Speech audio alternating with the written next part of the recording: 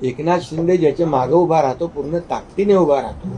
मी आपल्याला म्हणतो की एनडीए मध्ये पण मोदीजी असतील, अमित भाई असतील, इतर नेते असतील, ज्याच्या मागे उभं राहतात ते पूर्ण ताकद, काय म्हणतो त्याला हिंदीमध्ये, चट्टान की तरह, आणि त्यांना धडाही शिकवलेला आहे, त्यांची जागा त्यांना दाखवलेली आहे. आणि म्हणून लोक, खरं म्हणजे लोक, आम्ही बघा त्यांच्यासारखी भाषा करणार नाही. ते तुडवायची भाषा करतात, आम्ही वाढवायची भाषा करतो. का शिकांना सांगितलं की बाबा तू हे जे काही कम्युनिकेशन आणि कोऑर्डिनेशन जे आहे या आपल्या शिवसेनेच्या 6 खासदारांच्या बरोबर, अगोदरच्या 7 खासदारांच्या बरोबर ठेवून म्हणजे सोपं आहे ना, ते काम सोपं काम होईल आणि त्यांचे प्रस्ताव मार्गी लागतील. केंद्रीय मंत्रिमंडळ विस्ताराबद्दल चर्चा झाली का काल अमित शहांबरोबर? या काय कालच्या बैठकीमध्ये या खासदारांच्या सूचना, विकासाच्या प्रकल्पांच्या बाबतीमध्ये अतिशय साधक वादक चर्चा, अति खेळीमेळीच्या वातावरणात झाली. केंद्रीय मंत्रिमंडळाच्या बाबतीमध्ये कुठलीही चर्चा कालच्या बैठकीत नव्हती. विकासाच्या मुद्द्यावरती हे तुमच्यासोबत आले आहेत, विकासाच्या मुद्द्यावरती हे तुमच्या सगळे सोबत आले, त्यांचा शब्द तुमच्या शब्दावरती आले, आणि कोणकोणती साधारण मुद्दे होते की जे पूर्ण होतील, भविष्यामध्ये पाहायला मिळतील, मतदारांना बदल घडेल का? मी तुम्हाला सांगतो, मी म्हणून तर स्वतः आलो. स्वतः या ठिकाणी अमित भाईंना शुभेच्छाही सदिच्छाही भेट होती आणि विकास कामं होती. काही मतदारसंघात तर नगर विकास विभागाच्या, सामाजिक न्याय विभागाच्या माध्यमातून कामही सुरू झाले. म्हणजे कामही सुरू झाले, GR निघाले आणि इतर जे काही विभाग आहेत त्या माध्यमातून देखील कामं होतील. आणि पाठपुरावा जो आहे याचा खासदार डॉक्टर श्रीकांत शिंदे करतील आणि दिल्लीच्या पातळीवर पाठपुरावा करणं सोपं होईल. महाराष्ट्राच्या पातळीवर मी आहेच. सगळ्या खासदारांच्या बैठकीनंतर पास होतील म्हणून हे विधेयक दोन्ही सगळ्या खासदारांच्या बैठकीनंतर दोघांची स्वतंत्र बैठक झाली, त्या बैठकीत काही चर्चा झाली? मी आधीच सांगितलं की मंत्रिमंडळ विस्तार काही चर्चा काल नव्हती, पॉलिटिकल चर्चा काही नव्हती, आणि ही चर्चा फक्त विकासाच्या मुद्द्यांवर होती. अधिवेशनात 2 महत्त्वाच्या बिल्स येणार आहेत, अमेंडमेंटच्या, घटना दुरुस्ती वगैरे, आणि त्यात राष्ट्रवादी काँग्रेस, अजित पवार, शरद पवार जे आहेत ते सपोर्ट करण्याचं चर्चा होतीये. मुळात हे पास होतील का बिल? तुम्हाला वाटतंय का तुम्हाला सपोर्ट मिळेल? बिलकुल पास होतील, कारण महिला आरक्षण बिल, डिलिमिटेशनचं बिल हे आवश्यक आहे.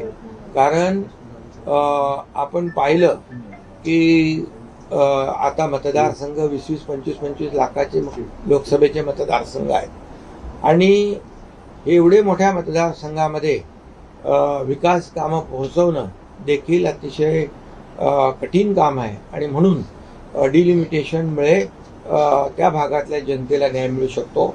आणि त्याचबरोबर महिला आरक्षण जे आहे, महिला आरक्षण देशाचे प्रधानमंत्री नरेंद्र मोदीजींनी आणलं.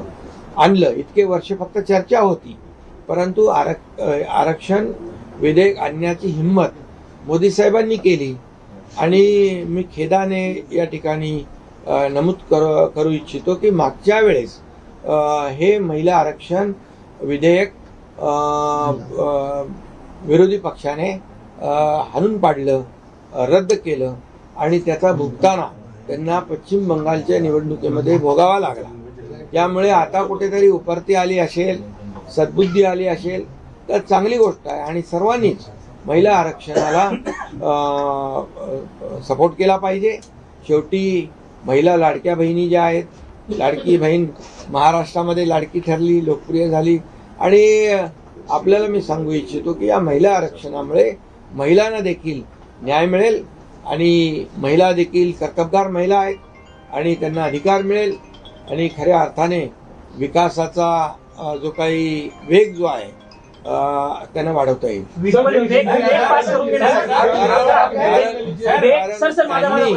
त्यांनी खऱ्या अर्थाने पहिली गोष्ट मागच्या वेळी ज्यांनी महिला आरक्षणाला विरोध केला ते अतिशय चुकीच्या पद्धतीने चूक केलेली आहे. त्याचा त्यावेळेस खूप निषेध झाला, मी निषेध केला आणि त्याचं भुगतान देखील मी मगाशी म्हणालो की ज्यांनी विरोध केला त्यांना भोगावा लागेल. तुमच्या दौऱ्यावरती टीका होताना बघायला मिळते. संजय राऊतांनी आरोप केलाय की तुम्ही चोरीचा माल घेऊन दिलेला होता आणि मुलामाल लावण्यासाठी अमित शहाकडे येता. आता मी त्यांच्यावर काय बोलणार, कारण त्यांच्यावर आमचे प्रवक्ते बोलत असतात. ते कुणाची नोकरी करतात, कुणाची चाकरी करतात, कुणाकडून पगार घेतात, हे आता मला वाटतं मला बोलणं ते योग्य वाटतं नाही. पण मी आपल्याला एवढंच सांगतो की यामध्ये की चोरी कोणी केली, बाळासाहेबांच्या विचारांशी गद्दारी कोणी केली, हिंदुत्वाशी बेईमानी कोणी केली आणि त्याचबरोबर महाराष्ट्रातल्या जनतेशी जी खऱ्या अर्थाने त्यांचा विश्वासघात कोणी केला हे महाराष्ट्रातल्या जनतेने पाहिलेलं आहे आणि त्यांना धडाही शिकवलेला आहे. त्यांची जागा त्यांना दाखवलेली आहे आणि म्हणून लोक खरं म्हणजे आम्ही बघा त्यांच्यासारखी भाषा करणार नाही. ते तुडवायची भाषा करतात, आम्ही वाढवायची भाषा करतो. ते अतिशय खालच्या पातळीवर जाऊन 4 वर्ष आम्हाला शिव्या देत आहेत, 4 वर्ष आम्हाला शिव्याशाप देत आहेत. परंतु हे शिव्याशाप देणारे लोक आता दररोज त्यांचा खड्डा खोल होत चाललेला आहे आणि महाराष्ट्रातली जनता आमच्या बाजूने उभी राहते आहे. आणि मला वाटतं ते कुणाचं काम करतायत हा आत्मसंशोधनाचा विषय आहे, पण जे ते करतायत ते चांगलं करतायत. सर आपके इनकी टेक्निकल स्थिति क्या होगी जो 6 सांसद आपके पास आए, क्योंकि आपको मैं बताता हूँ ये 6 सांसद जो है 2/3 मेजोरिटी से हमारे साथ आए हुए हैं. पूरी कानूनी कार्रवाई सभी जो कानून के तज्ञ हैं, जो एक्सपर्ट्स हैं, उनसे बातचीत करने के बाद हमने ये लोकसभा के स्पीकर उनके पास ये 6 लोग गए. उन्होंने अपनी लिखित और ऑडियो वीडियो जो भी कुछ वहाँ पर प्रक्रिया करनी थी वो प्रक्रिया पूरी तरह से करी हुई है. और ये लोकशाही में हम कहते हैं मेजोरिटी बहुमत को महत्व होता है और अभी ये 6 सांसद आने की वजह से यहाँ पर शिवसेना का बहुमत बढ़ चुका है और ये कानूनी तरीके से संसदीय कार्य प्रणाली के माध्यम से, लेजिस्लेचर कार्य पद्धति के माध्यम से ये पूरी तरह जो है फुलप्रूफ काम हमने किया है. शरद पवार के एमपी भी आपके साथ आ सकते हैं, एनसीपी शरद पवार के एमपी भी आ सकते हैं, ऐसा बोला क्योंकि सेशन से पहले उन्हें डिसीजन लेना था. बिल्कुल लेंगे, स्पीकर साहब बिल्कुल लेंगे, इसमें कोई दो राय नहीं है, क्योंकि हमने जो कानूनी कार्रवाई की है वो पूरी तरह कॉन्स्टिट्यूशन के रूल्स के मुताबिक की हुई है. सर आपने कहा डिलिमिटेशन बिल जो है वो आप श्योर है कि डिलिमिटेशन बिल जो है वो पास होगा. सुप्रिया सुले ने भी प्रेस कॉन्फ्रेंस की और उनका ये कहना है कि यदि हम बिल देखते हैं, हम पढ़ते हैं बिल और उसके बाद हम देखेंगे, हम उसे समर्थन देंगे. तो आपको लग रहा है कि सुप्रिया सुले की जो पार्टी है वो इस बिल को समर्थन देगी? देखिए समर्थन देंगी तो अच्छी बात है, उनका स्वागत है, लेकिन मुझे लगता है कि बहुत वो संभ्रम में है. उनको उनकी इंडिया अलायंस जो पूरी तरह गड़बड़ा गई है. इंडिया अलायंस में कोई कुछ बोलता है, कोई कुछ बोलता है, कोई क्या बोलता है. परसों बोला हुआ आज फिर उनको प्रेस कॉन्फ्रेंस लेनी पड़ती है. पिछले समय तो ये 50% वाला मामला था ही. अमित भाई ने खुद लोकसभा में कहा था कि हर राज्य में 50% सीटों में बढ़ोतरी होगी, सिर्फ भाजपा शासित या एनडीए शासित प्रदेश में नहीं होगी, पूरे देश में सभी राज्यों में 50% सीटों की बढ़ोतरी होगी. ये खुद अमित भाई ने कहा है तो ये कहाँ से नया मामला उठा के लाए, ये कारण ढूंढ रहे हैं। लेकिन ठीक है, अच्छी बात है, अगर उनको पता चला है कि इस बिल को हम विरोध करेंगे, डिलिमिटेशन को और महिला आरक्षण को, तो लोग खिलाफ जाएंगे और पश्चिम बंगाल की तरह हमारी परिस्थिति होगी। इसलिए वो अगर करते हैं, समर्थन करते हैं तो बहुत अच्छी बात है, करना चाहिए समर्थन महिला आरक्षण को, डिलिमिटेशन को, क्योंकि मैंने पहले ही कहा कि डिलिमिटेशन के वजह से जो चुनाव क्षेत्र बढ़ेंगे, आज 20-20, 25-25 लाख, 30-30 लाख के भी चुनाव क्षेत्र है, कैसे पहुंचेंगे? और इसलिए डिलिमिटेशन और महिला आरक्षण ये दोनों बिल पास होने चाहिए। और मैं आपको कहता हूं कि विश्वास के साथ ये बिल पास होंगे और जरूर पास होंगे। तुम्ही दिल्लीत असताना तुमच्या अमित शहासोबत भेट असताना महाराष्ट्रामध्ये राज्याचे मुख्यमंत्री देवेंद्र फडणवीस यांची जयंत पाटलांनी भेट घेतली आहे। चर्चा आहे प्रफुल्ल पटेल आणि सुनील तटकरे हे तिथे होते। अरे या सगळ्या राजकीय प्रफुल्ल घडामोडी पटेल आणि सुनील तटकरे आमच्या आघाडीत आहेत, महायुतीमध्ये आहेत, ते एनडीए मध्ये आहेत। जयंत पाटील माझ्याकडेही आले होते सांगलीच्या नगर परिषदेच्या विषयावर, आणि त्यांनी त्याचा खुलासाही केलेला आहे की सांगलीच्या काही विषयांवर ते गेले होते आणि मुख्यमंत्र्यांना भेटणं काय गैर आहे का, काय चुकीचं आहे का? याचा तुम्ही फक्त राजकीय अर्थ कशाला काढता? शरद पवारांचे खासदार पवार साहेब पण आले होते ज्या दिवशी महाराष्ट्र कर्नाटक सीमावर्ती भागातल्या लोकांची बैठक होती, त्यावेळेस मुख्यमंत्री होते, मी होतो आणि शरद पवार साहेब पण त्या बैठकीला होते।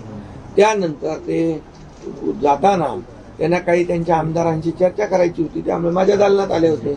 मला कळलं, माझी कॅबिनेट होती, मग मी त्यांना मला कळल्यानंतर पवार साहेब खाली बसलेले आहेत, तर मी येऊन, आमची संस्कृती आहे हो महाराष्ट्राची, तर शरद पवार साहेब ज्येष्ठ नेते आहेत, ते आले, त्यांना मी स्वागत केलं, ही आमची संस्कृती आहे। आता ज्यांच्याकडे बघा, ज्यांना एकच सांगतो, कशी काय म्हणजे काय होऊ शकत नाही, अरे ती काय दालनं काय आमच्या मालकीची आहेत का? ती ऐका, ते दालनात कोणी नव्हतं, कारण मी कॅबिनेटला होतो।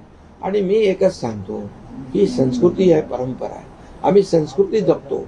पण काही लोकांना विकृती झालेली आहे, प्रत्येक गोष्टीमध्ये विकृत भाष्य करायचं। अरे, ज्या शरद पवारांचं तुम्ही खाता, ज्या शरद पवारांचे गुणगान गाता, त्यांच्या विरोधातच भूमिका घेता, ही कुठली काय इंडियाला आहे, ही कुठली महाविकास आघाडी? हे फार गोंधळलेले आहेत, एकदम बिथरलेले आहेत, त्यांना काय बोलतात तेही कळत नाही, त्यांच्या पायाखालची पूर्ण वाळू सरकलेली आहे आणि त्यांचा पराभव जो आहे तो दररोज होतोय।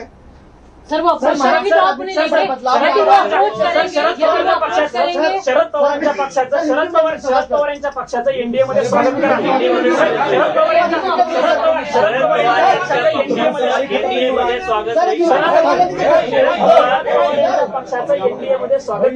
हे बघा, तुम्ही एक सांगतो, एनडीए चा निर्णय घेणारे देशाचे प्रधानमंत्री नरेंद्र मोदीजी आणि गृहमंत्री अमित भाई, त्यामुळे एनडीए मध्ये कोणाला प्रवेश द्यायचा, कोणाला सोबत घ्यायचा, हा अधिकार त्यांचा आहे।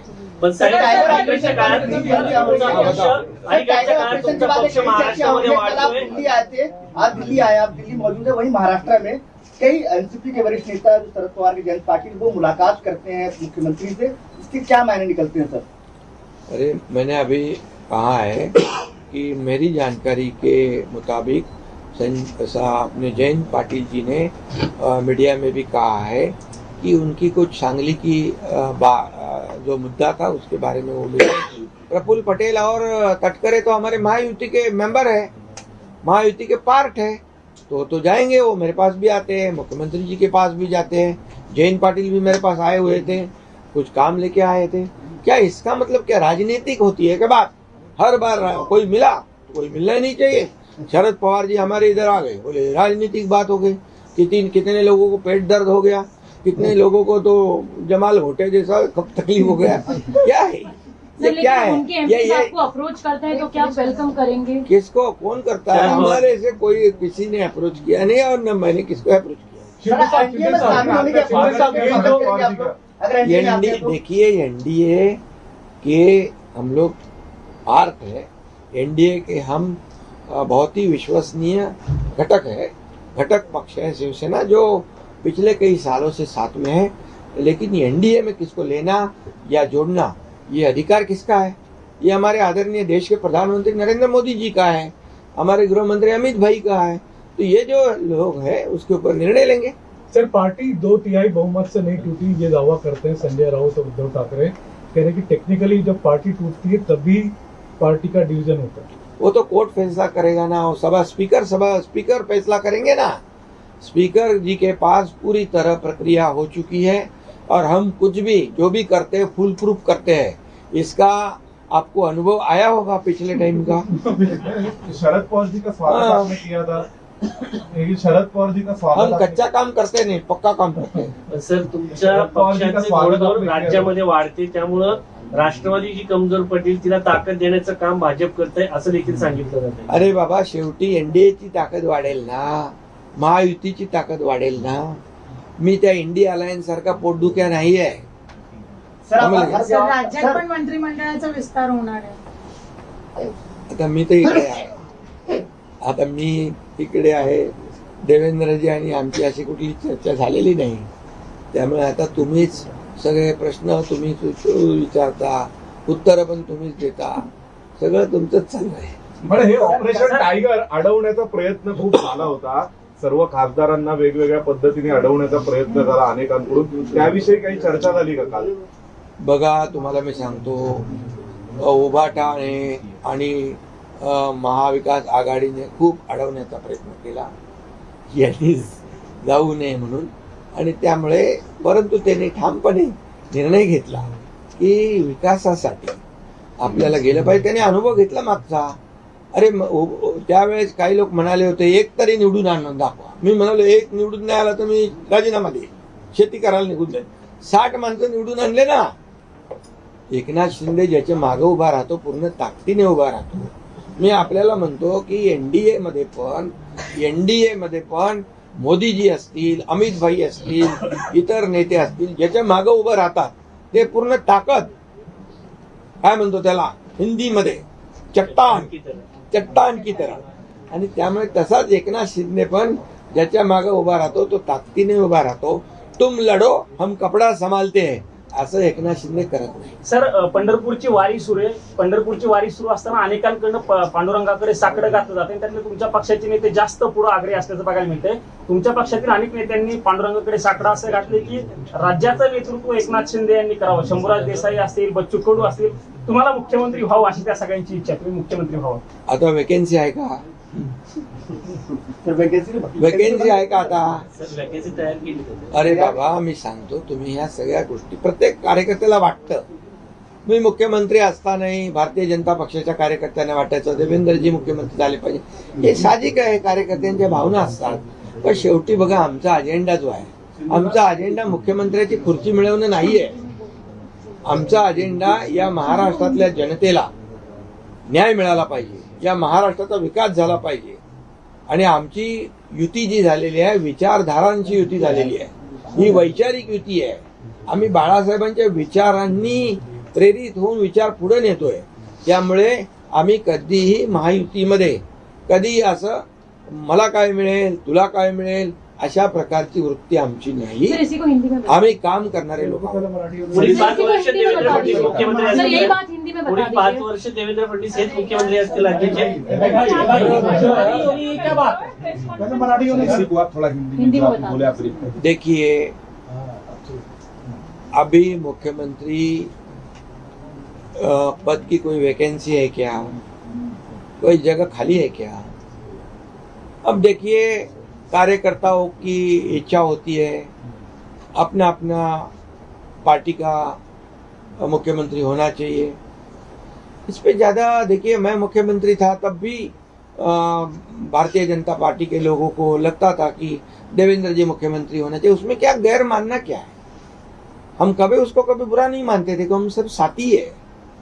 आज भी देवेंद्र जी मैं जब मुख्यमंत्री था 2.5 साल, देवेंद्र जी उप मुख्यमंत्री थे, हम टीम बनकर काम किए। आज वो मुख्यमंत्री है, मैं उप मुख्यमंत्री हूँ, हम टीम बनकर काम कर रहे हैं।